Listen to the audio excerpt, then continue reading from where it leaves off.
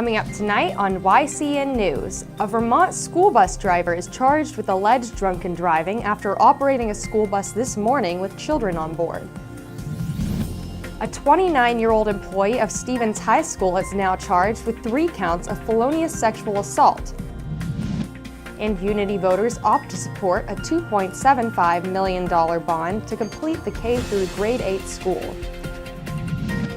For more news, weather, and sports, it's time for YCN, your local view. Now, your daily digest of the Dartmouth Lake Sunapee region, southern Vermont, and Windsor County. News, sports, weather, and all that is happening in our area. The news on YCN, your local view.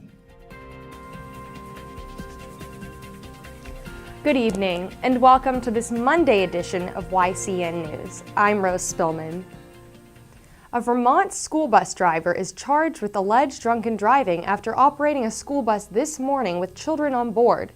57-year-old Carl Lupton of Bethel is scheduled to appear on Tuesday, April 1st in Windsor Superior Court on the charge.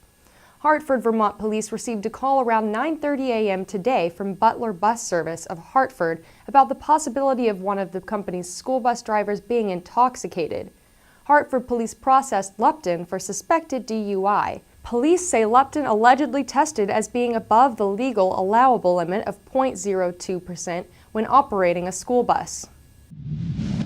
In related school news in New Hampshire, a 29-year-old employee of Stevens High School is now charged with 3 counts of felonious sexual assault.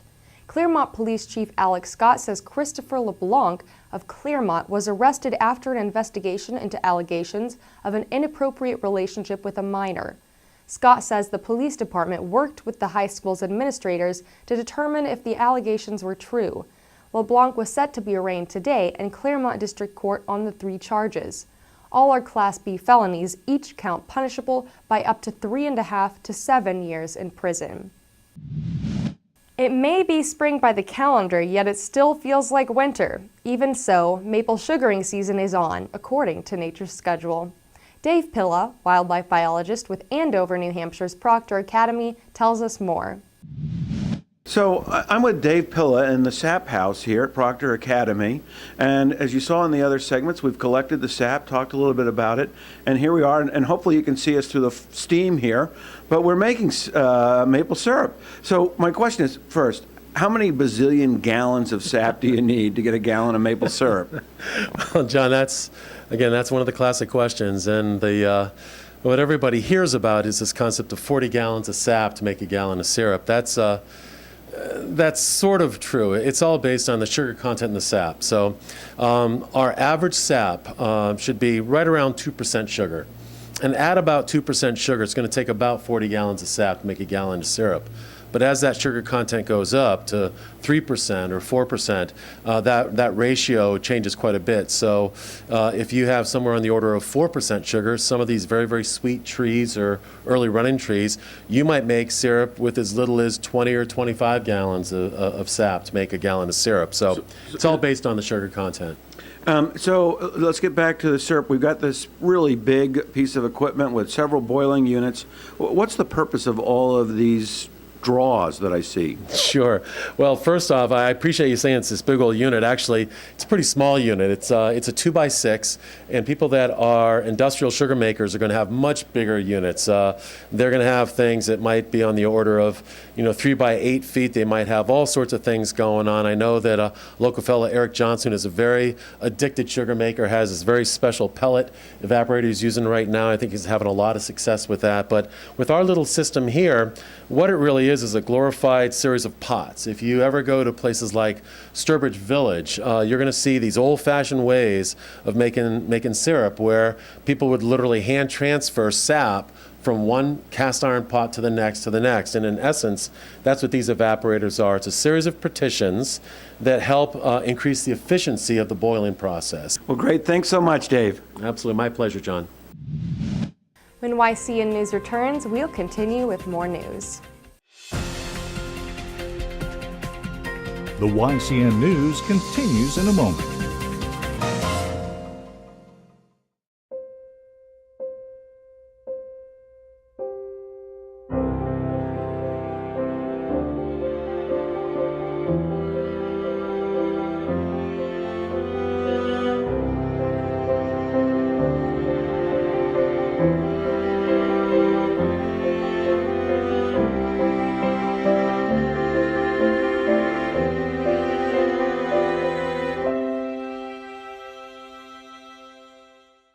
Welcome back to YCN News. I'm Rose Spillman.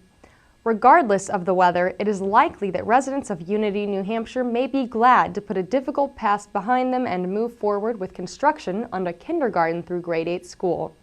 With an outstanding show of support, 276 registered town voters opted to support a $2.75 million bond to complete the school on Saturday. 90 voters did not agree. In all, 366 ballots were cast as one of the annual school district meeting's first vote. Residents also approved a $3 million operating budget, which includes about $60,000 for technology spending and step raises for the teaching staff. Approval of the bond, the main attraction for the day, means project manager Ron Bauer of Trumbull Nelson can move forward with completing the multi-story structure. His goal is to have the building ready in time for the start of school in September. After the vote approving the bond was announced by the school, moderator Fred Bellimer, residents and school administrators gathered inside the Claremont Opera House clapped. After the nearly 5-hour-long meeting, SAU 6 Superintendent Middleton McGoodwin spoke about the bond passage. I think it's one of the more challenging meetings, not so much because of the content, but because of the impact of the outcome. The outcome would have impacted 120 children. It also would have impacted the residents. If the bond had failed, the taxes would have increased more than $6 per thousand. In comparison to the tax increasing approximately $1 per thousand. Also relieved that Unity students will be coming back home is Principal Chip Baldwin. We are going to be back in our new school with our kids doing what we need to be doing. I'm thrilled. I'm thrilled for the kids, I'm thrilled for the staff, and I'm certainly thrilled for the community to come together and make this happen. Bauer told the audience that the school is about 60 to 66% complete. Unity's K-8 students continue to attend classes in Claremont. Community fundraisers take many forms, including this weekend's spaghetti dinner at the New London Elementary School.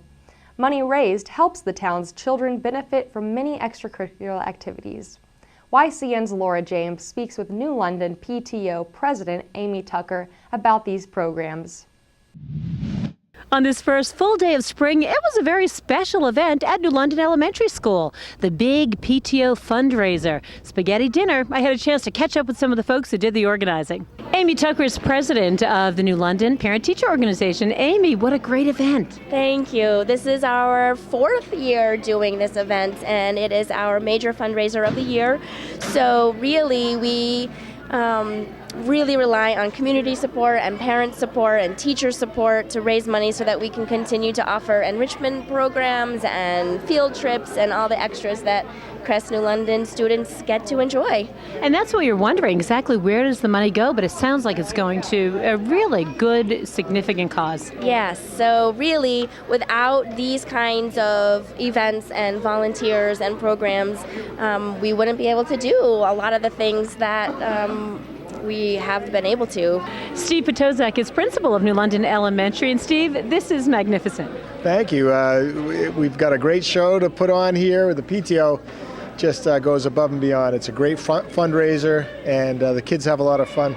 You know, all the way from Dawn in the kitchen to Erica McCullough and all her people that help on the PTO. I just couldn't be prouder of the school and all of our volunteers. Really good. I see that sense of pride with you. Yeah, definitely. So. That's right. And I have to tell you, I have seen you at these spaghetti dinners before. Are you an expert now? Well, I don't know if I'd go that far. I follow Dawn's directions behind the in the kitchen and do what she says. And if I do what she says, I'm in good shape. So overall, a great event for a great cause. Reporting from New London Elementary School in New London, New Hampshire for YCN News, I'm Laura James. Back to you, Rose. The YCN News continues in a moment. YCN is now better to see with HD TV, over the air and on cable with 2 HD channels and online. In addition to our TDS 13 and Comcast 20 and 21, you can also find us at Comcast HD 712 and HD 713. Our award-winning local programs are all in high definition, complemented by our 4 program networks: Outside Television, Retro TV, Tough TV, and PBJ. YCN is your local view. Welcome back to YCN News. I'm Rose Spillman. Now Matt McDonald will have a look at our weather for the next 5 days, and he'll take a look at some local college sports. Thanks, Rose. Tomorrow we're expecting snow showers, so be careful when driving. We'll have a high of 38 degrees with lows in the 20s. Wednesday we'll have more snow with highs in the 30s and lows down to 3 degrees, so dress warm. Thursday will be partly cloudy with a high of 38 degrees and lows in the upper 20s. Friday we're expecting rain showers and temperatures will rise to bring highs in the 50s with a low of 32 degrees. Saturday we'll have more rain with highs in the 40s and lows in the 20s. And now let's look at the northeastern and national radar maps.